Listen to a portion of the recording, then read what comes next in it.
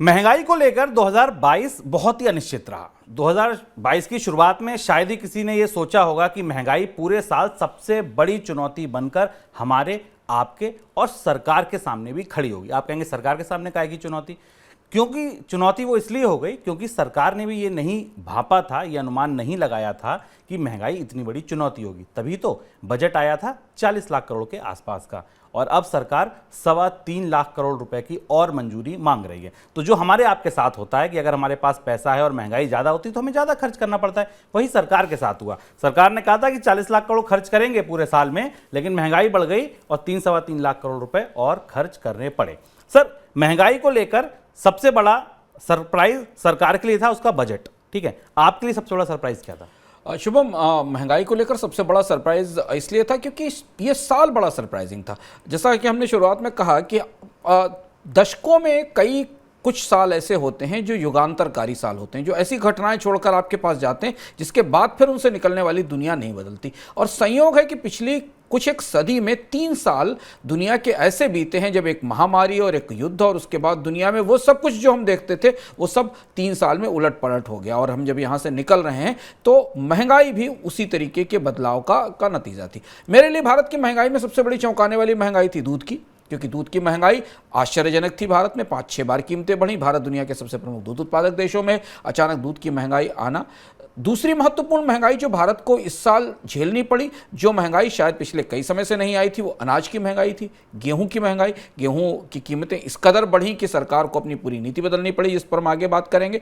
महंगाई के भीतर अंदर उतरने पर कुछ ऐसे संदर्भ हमें दिखाई दिए जो अगले साल तक सरकार को परेशान करेंगे और इस साल बने। जैसे हमने इस साल देखा कि भारत में सर्विसेज की इन्फ्लेशन जिद्दी हो गई। सेवाओं की महंगाई, उत्पादों की महंगाई में तो, गुड्स की महंगाई में तो गिरावट और उतार चढ़ाव दिखा, पर सर्विसेज की महंगाई बुरी तरह जिद्दी हो गई और उसने एक तरह से घटने से मना कर दिया। आज जब हम साल के आखिर में खड़े हुए हैं तो रिजर्व बैंक अपनी ताजी फाइनेंशियल स्टेबिलिटी रिपोर्ट में और उससे पहले बैंकिंग और ट्रेंड्स की रिपोर्ट में कह रहा है कि भारत की जो कोर इन्फ्लेशन है, जो बुनियादी महंगाई जिसमें सर्विसेज शामिल हैं, वो महंगाई सबसे ज़्यादा जिद्दी है और इसे कम करना मुश्किल साबित हो रहा है। इस महंगाई ने बहुत सारे गणित बिगाड़ दिए। किसी के जेब का गणित बिगाड़ दिया है, किसी के लिए कर्ज का गणित बिगाड़ दिया है, किसी ने कोर इन्फ्लेशन का आंकड़ा आपकी स्क्रीन के ऊपर आप देखिए, कोर इन्फ्लेशन कैसे स्टिकी है 6.2% पर।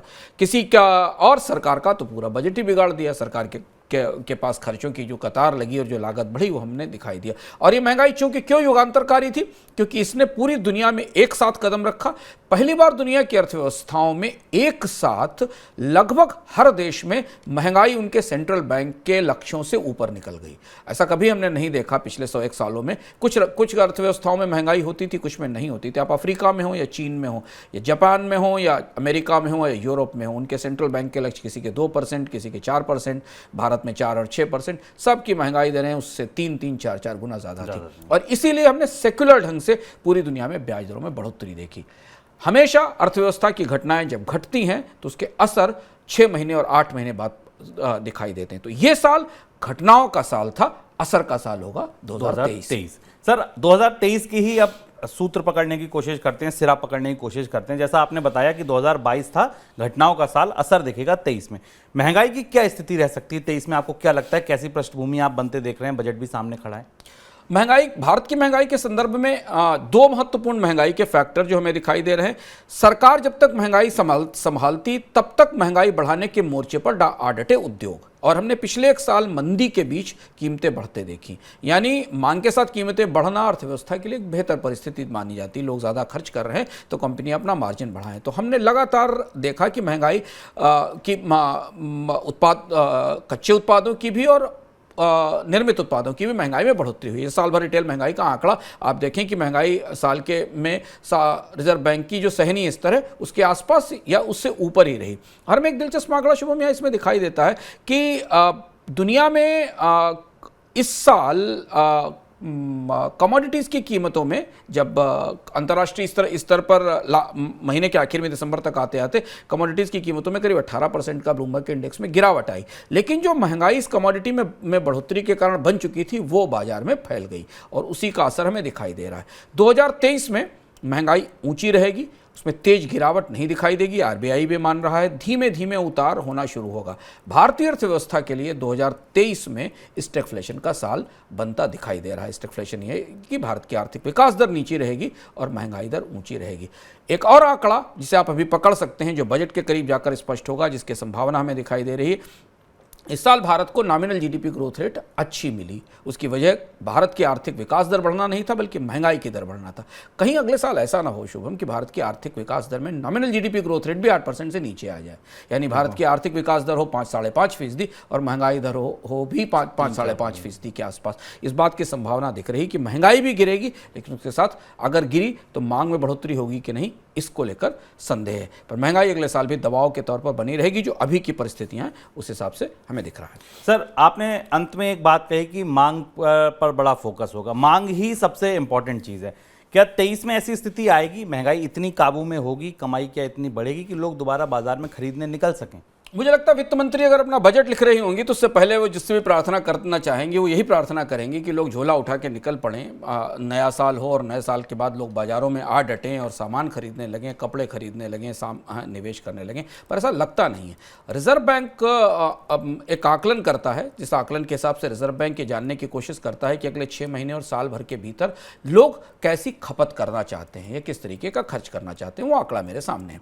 रिजर्व बैंक के सर्वे के उस आंकड़े के हिसाब से रिजर्व बैंक 3 तरह से लोगों की खपत की इच्छाओं को, आकांक्षाओं को भांपता है, और उसकी 3 कैटेगरीज होती हैं। एक, ओवरऑल स्पेंडिंग, कितना लोग खर्च करना चाहते हैं, स्पेंडिंग बढ़ेगी कि नहीं बढ़ेगी।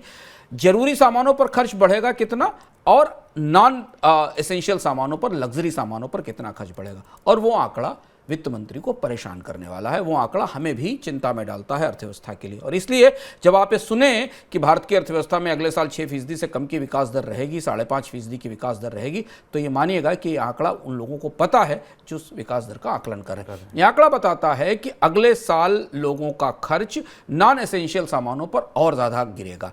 पिछले 3 साल से हम लगातार 2021, 2022 और 2022 के इस आखिरी हिस्से तक लगातार भारत में नॉन एसेंशियल सामानों, यानी जिनकी ज़रूरत आपको ज़िंदगी जीने के अलावा है, बेहतर ज़िंदगी के जो सामान हैं, उन पर लोगों का खर्च 14% से 3.6% माइनस में रहा है।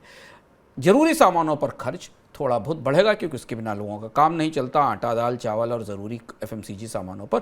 लेकिन ऐसा नहीं लगता कि लोगों का मूड अभी बाजार में झोला लेकर निकलने का अगले साल नहीं है। और ये खबर सरकार के राजस्व के लिए अच्छी नहीं है। आरबीआई का जो सर्वे नवंबर 2022 में आया था, उसने ये संकेत दिया था कि 1 साल बाद की एक्सपेक्टेशंस के हिसाब से लोग बहुत मुश्किल से इसे, उन्होंने ये बताया कि केवल 0.6% लोग ऐसे थे जिन्होंने ये कहा कि वो अपनी ज़िंदगी बेहतर करने पर कुछ नए खर्च अगले साल करेंगे। तो मांग की स्थिति बहुत सुधरने वाली नहीं है, महंगाई चुनौती बनी रहने वाली है। कोर इन्फ्लेशन लगातार समस्या बनी रही 2022 में, और 2023 की पर भी इस महंगाई की छाया पड़ी रहेगी।